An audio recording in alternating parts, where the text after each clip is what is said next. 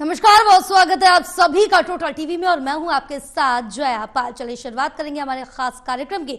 बता दें कि केंद्र सरकार के खरीफ की 14 फसलों के एमएसपी कितना बढ़ाने के मुद्दे पर प्रदेश सरकार और मुख्य विपक्षी दल कांग्रेस में अब वार पलटवार शुरू हो गई है। पूर्व मुख्यमंत्री भूपेंद्र हुड्डा के धान और दूसरी फसलों पर इजाफे को नाकाफी बताने पर सीएम नायब सिंह सैनी ने हुड्डा पर सियासी तीर छोड़ते हुए कहा कि हमने तो कांग्रेस के मुकाबले 51% तक एमएसपी बढ़ाया है। ये क्यों भूल रहे हैं कि आज एमएसपी फसलों का भुगतान किसानों के खातों में 48 घंटे के अंदर ट्रांसफर हो जाता है। आपकी सरकार में कभी ये हुआ है क्या? ये बड़ा सवाल पूछा गया बीजेपी की तरफ से और कांग्रेस के वरिष्ठ नेता रणदीप सुरजेवाला ने भी बीजेपी सरकार पर पलटवार किया है।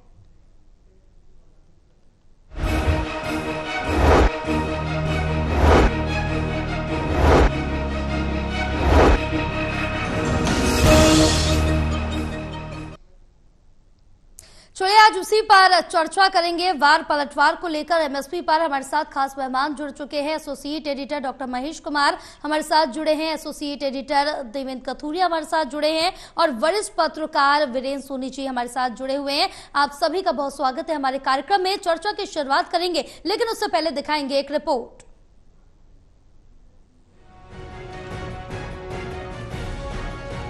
बेशक प्रदेश में बहुमत से बनी बीजेपी की तीसरी बार की सरकार धड़ल्ले से काम और फैसले ले रही है, पर मुख्य विपक्षी पार्टी कांग्रेस से सरकार का एक बार फिर अप्रत्यक्ष आमना सामना और वार पलटवार हो गया है।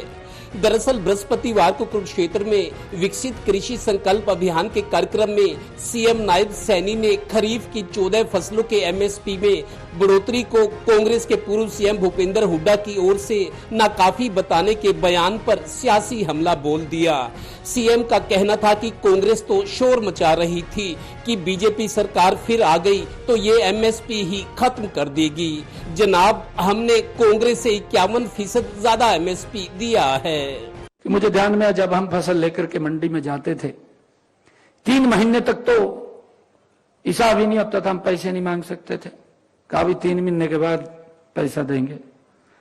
और हमारी किसान की स्थिति ऐसी थी, एक बार हम जाते वही पैसा दे दे, पैसा ले आवाते खर्च कर लेते, परंतु 3 महीने बाद जब साफ करने जाते मेरे तो दिमाग में ये रही जाता भी पैसे मैंने फसल के रखिया। गौरतलब है कि पूर्व में कांग्रेस सरकार पूर्व सीएम भूपेंद्र सिंह हुड्डा को किसानों का मसीहा कहकर प्रचारित करती थी, पर बीजेपी अपनी सरकार को किसान हितैषी बताकर कांग्रेस को किसानों को गुमराह करने वाली पार्टी बता रही है।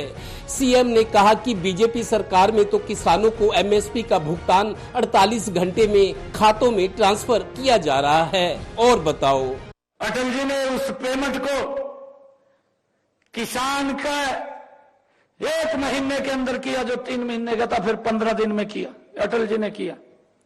और मोदी जी ने आकर के, मुझे खुशी है पिछले 10 सीजनों में कितना कड़ा स्टेप लिया, ये आप किसानों के लिए लिया है। पिछले 10 सीजन की मैं बात कर रहा हूं कि हरियाणा प्रदेश के अंदर मेरे 12 लाख किसानों के खाते में एमएसपी का 1,48,000 करोड़ रुपया 48 घंटे के अंदर अगर मेरे किसान ने मंडी के अंदर फसल गेरी है तो सीधा उसके खाते के अंदर कहीं चक्कर काटने की जरूरत नहीं है, डायरेक्ट पैसा मेरे किसान के खाते के अंदर पहुंचा है। ये कितना बड़ा स्टेप लिया है। एमएसपी पर फसल खरीद के लिए आंसू बहा रहे हैं और मोदी जी किसान की आय बढ़ोतरी के जुमले सुना रहे हैं। मोदी सरकार ने 11 साल से किसान और खेती पर घात लगाकर हमला किया है। गौरतलब है कि हरियाणा जैसे प्रदेश में जहां खेती और किसान सियासत का कोर सेक्टर है, उसी खेती और किसान पर सरकार और विपक्ष आमने सामने हैं। और ये भी कि कांग्रेस सरकार के वक्त मनमोहन सिंह के प्रधानमंत्री काल में बतौर सीएम भूपेंद्र हुड्डा को किसानों के लिए बनाई गई कई मुख्यमंत्रियों की कमेटी का चेयरमैन बनाया गया था। आज वक्त बदला तो मौजूदा सीएम पूर्व सीएम पर सियासी निशाने लगा रहे हैं। वक्त की बात है। Haryana bureau total news.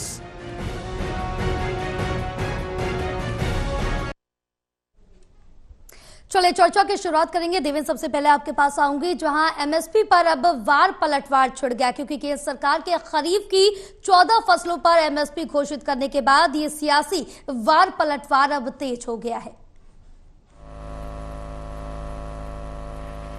देखिए जया, किसान और खेती एक ऐसा अहम मुद्दा है हरियाणा की सियासत में शुरू से।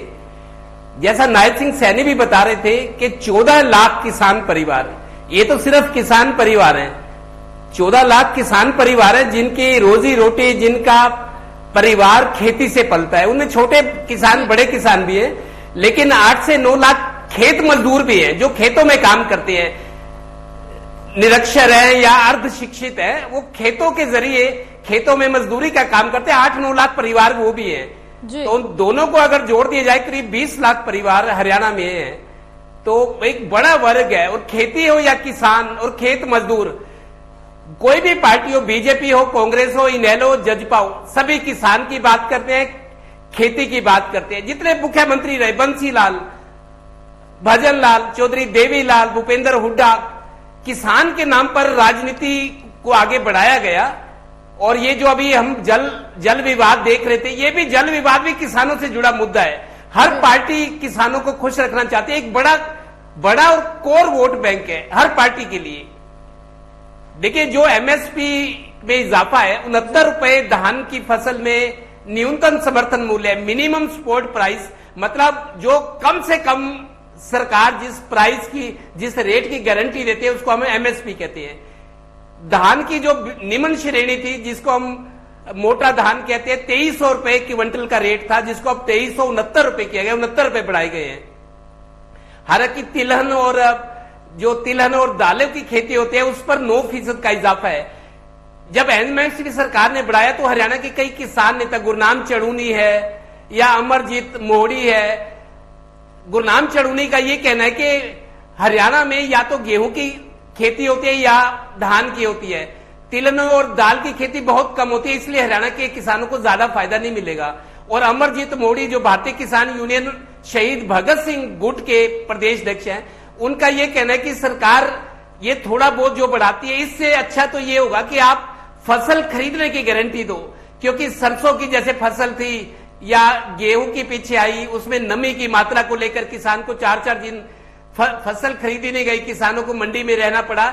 सरकार फसल का दाना दाना खरीदने की बात तो करती है, लेकिन किसानों की मजबूरी ये होती है कि थोड़ी सी भी नमी हो तो खरीद एजेंसियां जो सरकारी होती है उसको इनकार करती है खरीदने से।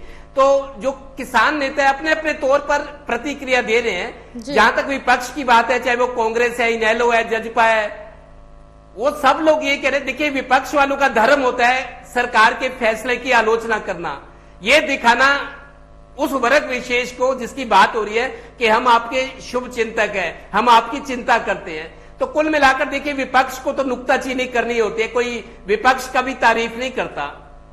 यह बात जरूर है कि किसी मुद्दे पर सर्वदलीय बैठक हो तो सरकार के साथ विपक्षी दल नजर आते हैं। लिहाजा नायब सैनी कह रहे हैं कि हमने 48 घंटे के अंदर जो फसल जाती है उसकी पेमेंट ट्रांसफर हुई है किसानों खाते में। कांग्रेस के राज में तो 3-3 महीने पैसे नहीं आया करते थे। देखिए वो वक्त और था, ये वक्त और है। सरकारों की आमदन बढ़ी है, अब जीएसटी है, उसमें जो सरकार की आमदनी के जरिए वो बढ़े हैं, प्रॉपर्टी टैक्स है, सेल डीड्स है, ऑटोमोबाइल्स के रजिस्ट्रेशन है, direct tax, indirect tax, production tax, तमाम तरह की सरकार की आमदन बढ़ी है। इसलिए शायद किसानों के खाते में पैसा भी ज्यादा आ रहा है और जल्दी आ रहा है। बिल्कुल पुरानी बात की तुलना आज से वक्त करे कोई फायदा नहीं, लेकिन सरकार, नायब सरकार, ये सरकार हितैषी होने का दावा करिए, कांग्रेस को आईना दिखा रही है। बिल्कुल। और इसके साथ ही अगर महेश बात करें तो एमएसपी घोषित करने के बाद अब जो बीजेपी के नेता है वो कांग्रेस पर हमलावर साफ तौर से नजर आ रहे हैं और इसी को लेकर जो वार पलटवार है दोनों तरफ से देखने को मिल रहा है। देखिए, सियासी बोल जो है वो दोनों ही तरफ से बोले जाएंगे। किसान विरोधी होने का आरोप कांग्रेस लगाएगी ही, और यहाँ पर जिस तरीके से हरियाणा प्रदेश के किसान नेताओं की तरफ से जो प्रतिक्रिया दी गई है उसमें कहा गया है कि हरियाणा के किसानों को ज्यादा फायदा नहीं हुआ। देखिए, ये राष्ट्रीय परिप्रेक्ष्य में लिया गया फैसला है, राष्ट्रीय संदर्भ में लिया गया फैसला है, देश के तमाम राज्यों को मद्देनजर रखते हुए फैसला लिया गया है। तो अकेले हरियाणा प्रदेश के नफे नुकसान के हिसाब से फैसला नहीं है। लेकिन जहां तक धान की बात है और 69 रुपए की बढ़ोतरी की बात है, तो फिर आप देखिए किस तरीके से लागत खर्च जो है वो खेती में लगातार बढ़ता जा रहा है। और महज 69 रुपए आप बढ़ोतरी करें, उसके बाद कहें कि 51% एमएसपी पर बढ़ोतरी होगी, ये तो आंकड़ों की जादूगरी हो गई। और आंकड़ों की जादूगरी भी ऐसी कि इसे मैनेजमेंट के स्टूडेंट के लिए भी समझना शायद मुश्किल हो जाएगा। तो आम किसान कैसे समझेगा कि 69 रुपए की जो बढ़ोतरी दर्ज की गई है उसमें किस तरीके से हर चीज बढ़ती चली गई, चाहे वो दूध की बात की जाए, चाहे बच्चों की स्कूल फीस की बात की जाए, ट्रांसपोर्टेशन की बात की जाए, हर चीज महंगी होती चली गई, हर चीज पर लेबर बढ़ी है। और किसानी का ही मैं जिक्र करूं तो यहाँ पर बीज, दवाइयां और जिस तरीके से स्पेयर पार्ट्स, ट्रैक्टर की मेंटेनेंस, उसके फ्यूल, उसकी लेबर, और इसके अलावा जो खेती किसानी में जुड़ने वाली जो लेबर है वो जिस तरीके से और ज्यादा महंगी होती जा रही है, उसकी उपलब्धता लगातार कम होती जा रही है। तो महज 69 रुपए की बढ़ोतरी कर देना धान में खासकर, क्योंकि धान और जो है गेहूं सबसे मुख्य फसल देश के अन्न भंडार में मानी जाती है, और हरियाणा और पंजाब ही उन तमाम भंडारों को भरने का काम करते हैं। तो हम जो ज्यादा जिक्र कर रहे हैं वो इसी बात का कर रहे हैं कि गेहूं और धान पर कितना असर पड़ेगा। अगर 69 रुपए का असर पड़ेगा और उसके साथ आप ये कहेंगे कि एमएसपी में 51% की बढ़ोतरी कर दी गई, तो फिर ये मैनेजमेंट के लोगों को, किसानों को समझाने की जरूरत पड़ेगी कि 69 रुपए 51% कैसे बनेंगे। ये फॉर्मूला मोदी जी को, तमाम किसानों को समझाना ही पड़ेगा। लेकिन फिलहाल बढ़ोतरी अगर की गई है तो जरूर इस फैसले को सरकार जो है किसान हितैषी करार देने की कोशिश करेगी।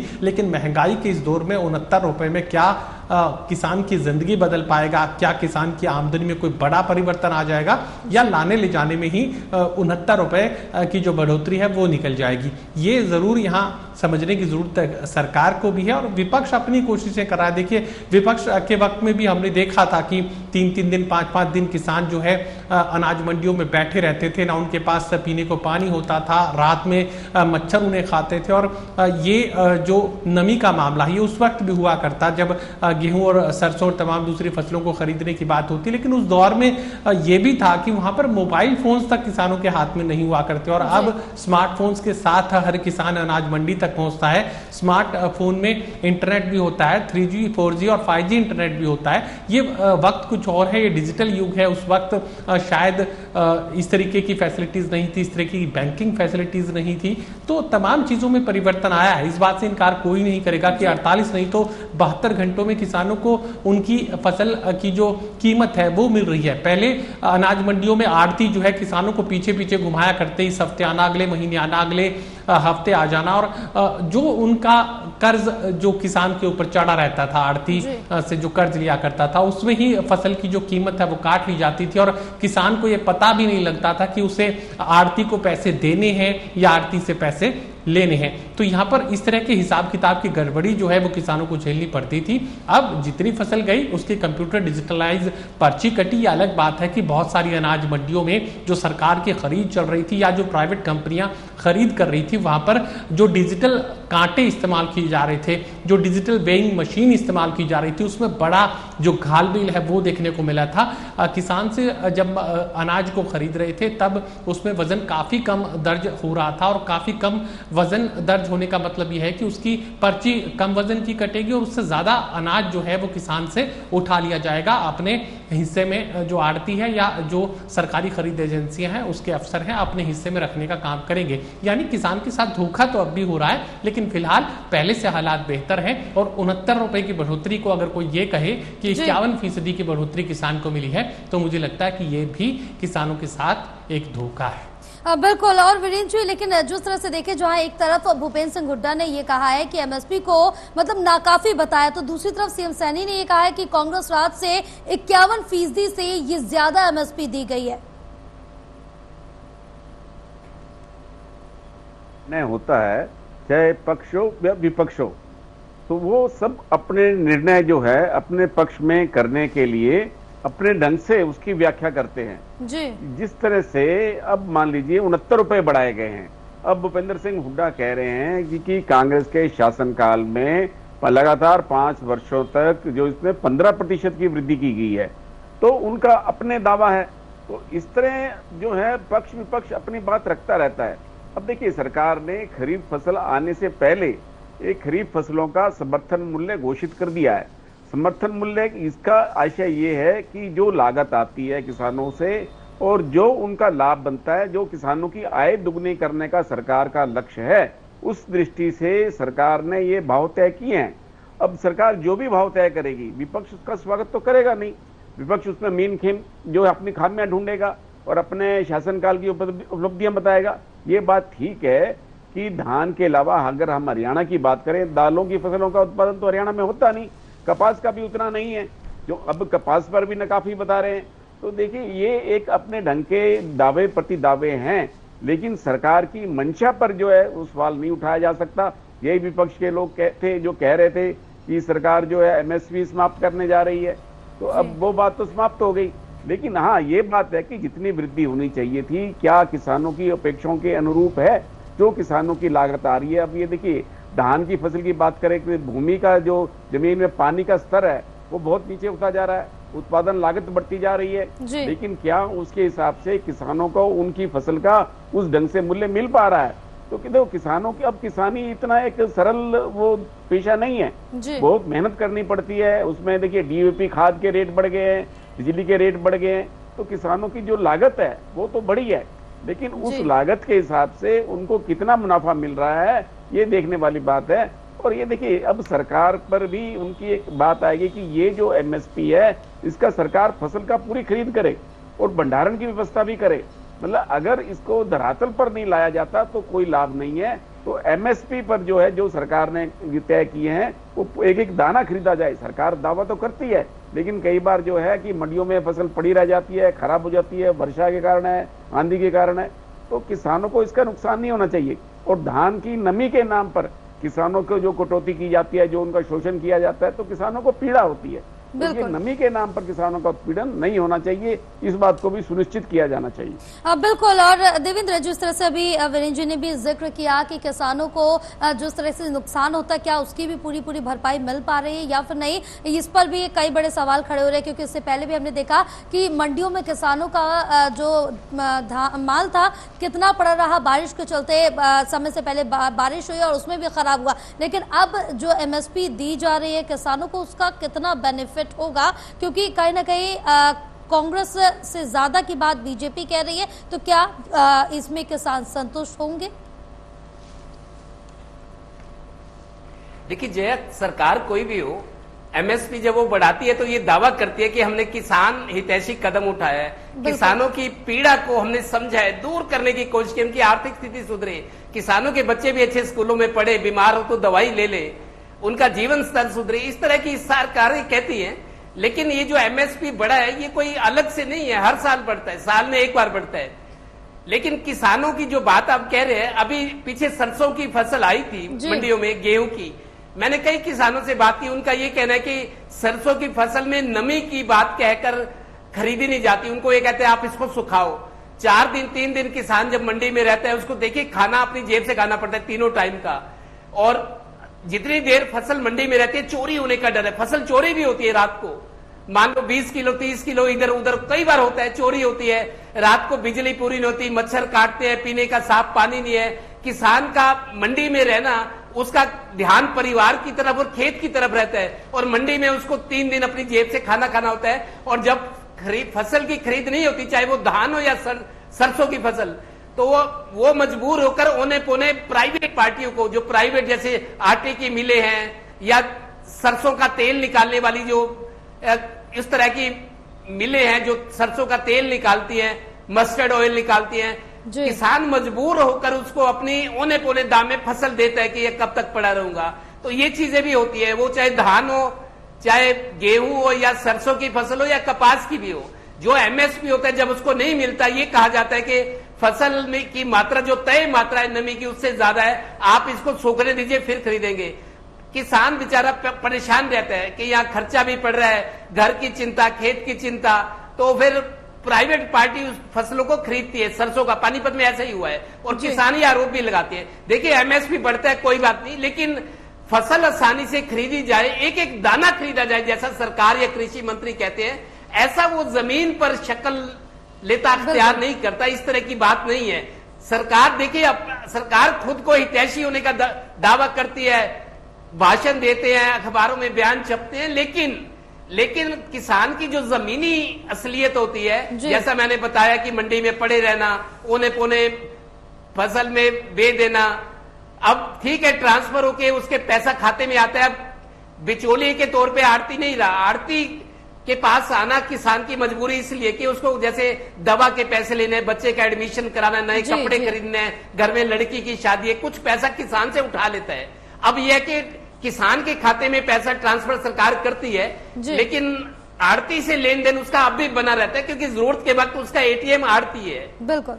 तो इस वजह से ज्यादातर किसान ये चाहते हैं कि हमारे आड़तियों से संबंध हमारा बना रहे, जबकि सरकार ये कहती है कि आड़ती भ्रष्टाचार करते हैं, आपके पैसे में ज्यादा कटौती करते हैं। तो तमाम तरह की हर कोई अपनी कमीज को उजला साबित करने की कोशिश करता है, चाहे सरकार हो, चाहे किसान संगठन हो, चाहे आड़ती हो, चाहे व्यापारी हो। बिल्कुल बिल्कुल महेश, लेकिन जिस तरह से देखें कि अब बीजेपी की तरफ से एमएसपी बढ़ाई गई, केंद्र की तरफ से एमएसपी बढ़ी है, लेकिन इस पर जिस तरह से यही जिक्र कर रहे हैं कि क्या किसान संतुष्ट होगा, क्योंकि जमीनी स्तर पर आप भी किसानों के पास गए, ग्राउंड जीरो पर बातचीत की है, लेकिन किसान की तरफ से संतुष्टि देखी नहीं गई। इससे पहले कितना बड़ा विरोध प्रदर्शन भी किया गया, लेकिन एमएसपी को लेकर, और साफ तौर से कांग्रेस भी इस पर निशाना साधती रही है, लेकिन किसान संतुष्ट नहीं थे पहले वाली एमएसपी को लेकर। क्या इस बार भी ऐसी कुछ देखने को मिल सकता है?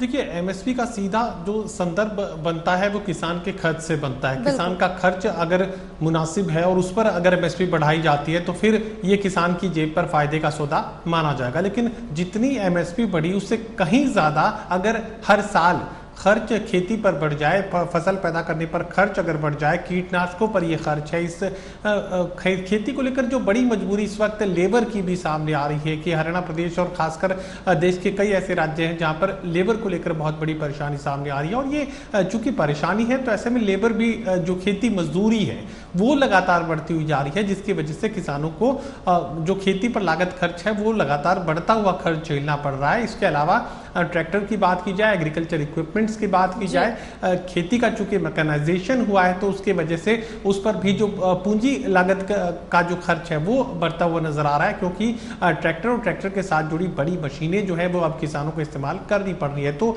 मूल बात यह है कि किसानों का लागत खर्च बढ़ रहा है और ऊंट के मुंह में जीरे की स्थिति बन जाती है जब एमएसपी की बढ़ोतरी किसानों के कानों तक पहुंचती है। उन्हें लगता है कि इससे कहीं ज्यादा तो उनका सालाना खर्च जो है खेती पर बढ़ता जा रहा है। लेकिन एमएसपी जो घोषित की गई उस पर दावे बड़े बड़े किए गए, लेकिन किसान की जेब पर आखिर बचा कितना, ये सबसे बड़ा सवाल है। और बचत की जहां तक बात की जाए तो ज्यादातर ये संभावनाएं बन जाती है कि किसान घाटे में जा सकता है, क्योंकि जब मौसम की मार पड़ती है, फसलें अगर खराब होती है तो वो मार भी ज्यादातर किसानों को ही झेलनी पड़ती है। मुआवजे के रूप में कम या ज्यादा कभी कुछ थोड़ा बहुत हासिल होता है, लेकिन उसके अलावा जो है किसान मूल रूप से कुदरत पर भरोसा करता है और कुदरत के भरोसे ही अपनी खेती करता है। इसके अलावा कई बार बीजों की क्वालिटी खराब आती है, कीटनाशकों की क्वालिटी खराब आती है, या बीमारियों का शिकार अगर फसल हो जाती है तो वो मार भी किसान पर पड़ती है। इसके अलावा बड़ी तादाद ऐसे किसानों की भी है जो ठेके पर खेती यानी जमीन किराए पर लेकर के जो है खेती करते हैं। जमीन का जो मालिकाना हक रखने वाले लोग हैं वो हर साल जमीन के किराए में इजाफा करते हैं। चूंकि जमीन की कीमत बढ़ती है तो उसी हिसाब से जमीन मालिक को लगता है कि इतनी पूंजी की कीमत है का जो खेत है वो मैं किसान को दे रहा हूं, तो उसी हिसाब से प्रति एकड़ जो जमीन का किराया जिसे ठेका कहा जाता है वो भी बढ़ता चला जाता है। तो ऐसे में ये मानकर चलिए कि किसान की जेब पर बोझ लगातार बढ़ता जा रहा है और एमएसपी के रूप में जो कुछ किसान को दिया गया वो काफी कम साबित होता है। यही वजह है कि ये कहा जाता है कि किसान के लिए खेती अब घाटे का सौदा साबित हो रही है। घोषणाएं बड़ी हैं और जमीनी हकीकत पे किसान की माली हालत बेहद खराब होती जा रही है। जी विनीत जी, क्योंकि जिस तरह से सीएम सैनी ने भी ये कहा है कि हमारा अन्नदाता विकसित भारत के संकल्प का आधार है और ये साफ तौर से देखने को भी मिलता है, तो जितनी एमएसपी अब बढ़ाई गई है किसानों को दी जा रही, क्या किसान सेटिस्फाई होगा इस पर? देखिए, किसानों को संतुष्ट करना ये इतना सरल नहीं है। जी। अब देखिए, किसानों की अपेक्षाएं बहुत ज्यादा होती हैं, लेकिन सरकार को किसानों के साथ साथ उपभोक्ता के हितों का भी ध्यान रखना है। भाई, इससे अनावश्यक महंगाई ना बढ़ जाए, जमाखोरी ना हो, सरकार को दूसरे मुद्दों की ओर ध्यान देना है। देखिए, जो आम उपभोक्ता है जिसने ये सब वस्तुएं खरीदनी है, तो उन पर भी बोझ ना पड़े, उनको भी अनावश्यक जो है आर्थिक बोझ ना पड़े। सरकार को ये भी सुनिश्चित करना होता है किसान को उनकी लागत का, फसल की लागत का पूरा मूल्य मिले, तो ये सरकार की अपनी ढंग से व्यवस्था करनी होती है। लेकिन इसके लिए सरकार को दीर्घकालीन नीति बनाने की आवश्यकता है। देखिए, न्यूनतम समर्थन मूल्य जो है उस पर किसान कभी संतुष्ट नहीं होता, किसान की अपेक्षाएं बहुत ज्यादा होती हैं। और किसान इस मामले में देखिए सच्चा भी है, क्योंकि उसको प्राकृतिक आपदा का भी सामना करना पड़ता है, उसकी अनिश्चितता का जोखिम रहता ही रहता है। तो किसान को ये सब अपेक्षाएं रहती हैं, लेकिन सरकार, कोई भी सरकार हो, वो किसानों को नाराज नहीं करना चाहती। चाहे प्राकृतिक आपदा है, चाहे कोई भी संकट आए, चाहे पानी का संकट हो, चाहे खाद का संकट हो, सरकार त्वरित कार्यवाही करती है। सरकार ये नहीं चाहती कि किसान नाराज हो, उनकी फसल को कोई नुकसान पहुंचे।